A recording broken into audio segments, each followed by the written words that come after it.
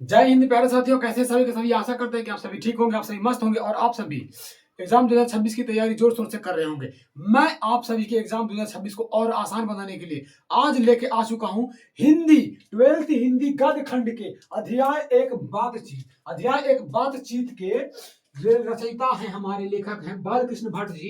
अब इस अध्याय से जितने लघु उत्तरीय एवं दीर्घ उत्तरीय प्रश्न जो पूछे जाते हैं आपसे एग्जाम में, वो सारे के सारे करवाएंगे। महत्वपूर्ण जितने प्रश्न है वो सब के सब करवाएंगे, क्योंकि अब आएगा 95+। यही से आएगा आपका 95+। ना तो ऑब्जेक्टिव छूटेगा और ना ही सब्जेक्टिव छूटेगा, सारा का सारा आपको बताएंगे। तो चलिए बन जाइए हमारे साथ, बढ़ते हैं अपने आगे वीडियो में।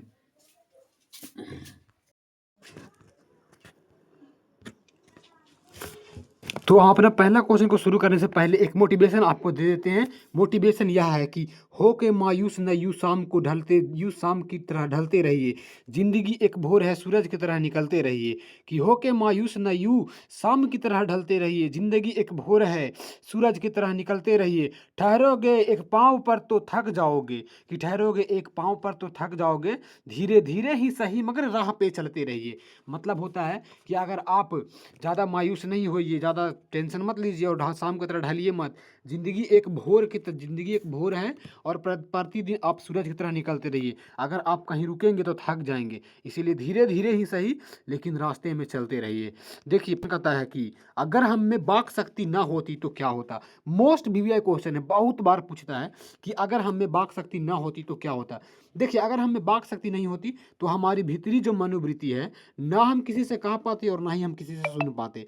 ना हम किसी को कुछ कह पाते और ना ही हम सुन पाते। और ये जो है मानो दुनिया को एकदम लूंज पूंज करके किसी कोने में बैठा दिया गया होता।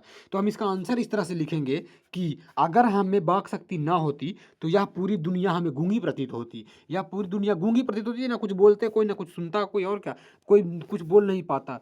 और जो हमारी भीतरी मनोवृत्ति है, हम एक दूसरे के साथ जो भीतरी मनोवृत्ति, मन की बात को जो शेयर करते हैं, जो हमारी भीतरी मनोवृत्ति है, एक दूसरे को ना तो कह पाते और ना ही जान पाते। मानो पूरी दुनिया को किसी कोने में लूंज पूंज करके क्या कर दिया गया होता, बैठा दिया गया होता।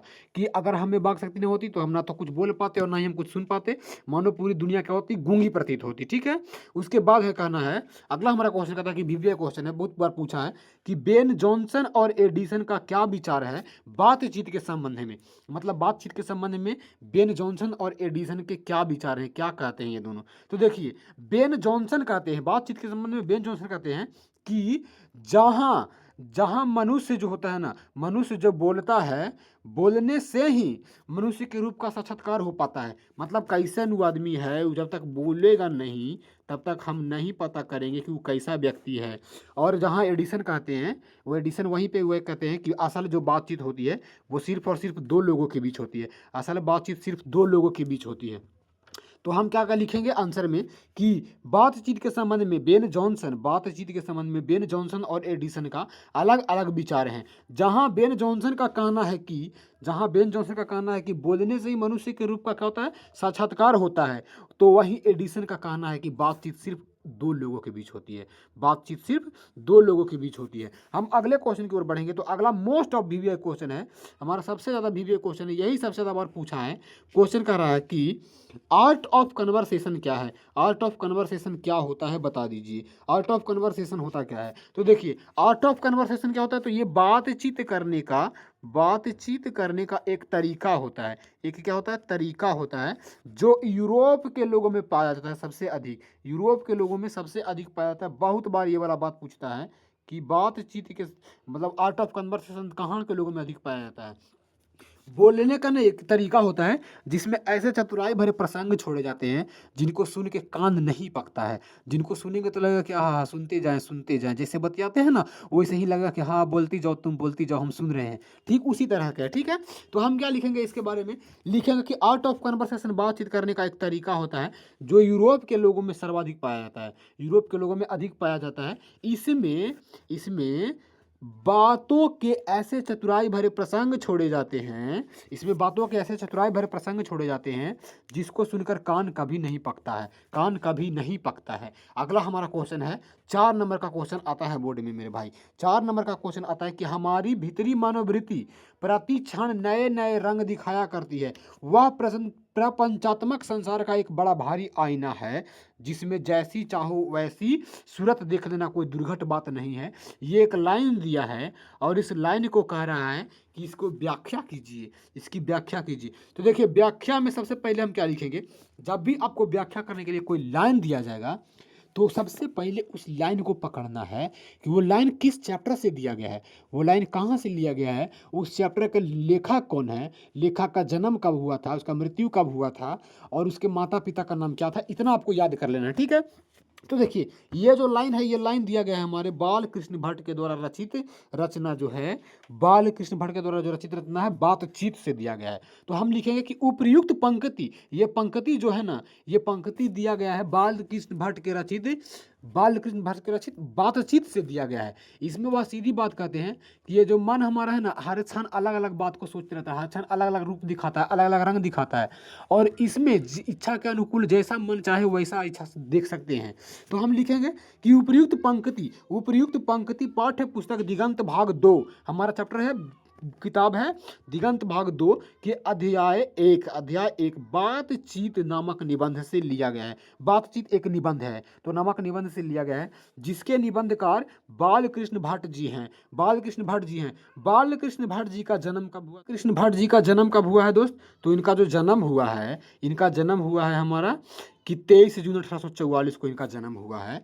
और कहाँ में हुआ है, इलाहाबाद उत्तर प्रदेश में हुआ था। इनके माता का नाम पार्वती देवी एवं पिता का नाम बेनी प्रसाद भट्ट था। इनके माता का नाम पार्वती देवी एवं पिता का नाम बेनी प्रसाद भट्ट था। इतना आपको कैसे भी करके याद कर लेना है। सबसे पहले लिखेंगे उपयुक्त पंक्ति हमारे पाठ्य पुस्तक दिगंत भाग 2 के अध्याय 1 से लिया गया है। सबसे पहले इस पुस्तक को लिखेंगे और उसके बाद लिखेंगे कि बातचीत नामक निबंध से लिया गया है। बातचीत के निबंध से लिया गया है, जिसके निबंधकार कौन है, बालकृष्ण भट्ट जी हैं। अब बालकृष्ण भट्ट जी का जन्म लिख देंगे और उनके माता पिता का नाम लिख देंगे। ठीक है, इतना आप लिख लीजिएगा। इतना लिखने के बाद हम लिखेंगे लाइन के बारे में, दो चार लाइन डिस्कस कर देंगे।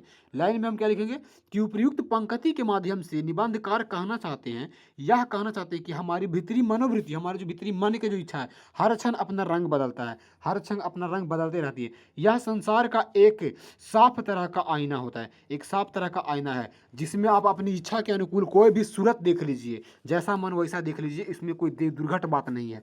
अगला हमारा क्वेश्चन है, मोस्ट वीवीआई क्वेश्चन है और लास्ट क्वेश्चन जो पूछता है आपका बोर्ड वाला, बहुत ज़्यादा पूछता है कि सच है कि जब तक मनुष्य बोलता नहीं तब तक उसके गुण और दोष का पता नहीं चलता है।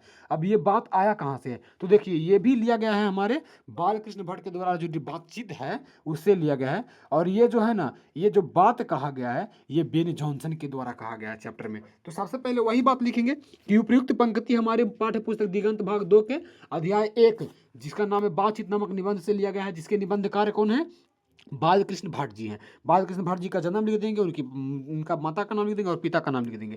इतना में हो जाएगा आपका काम। ठीक है, उसके बाद हम लाइन के बारे में लिखेंगे कि उपयुक्त पंक्ति निबंध में बेन जॉनसन के द्वारा कहा गया है। ये लाइन बेन जॉनसन ने ना बोले हैं, तो बेन जॉनसन के द्वारा कहा गया है। इस पंक्ति के माध्यम से यह पता चलता है कि मनुष्य के बातचीत करने से ही उसकी अच्छाई और बुराई का पता चलता है, उसकी अच्छाई और बुराई का पता चलता है एवं वह किस।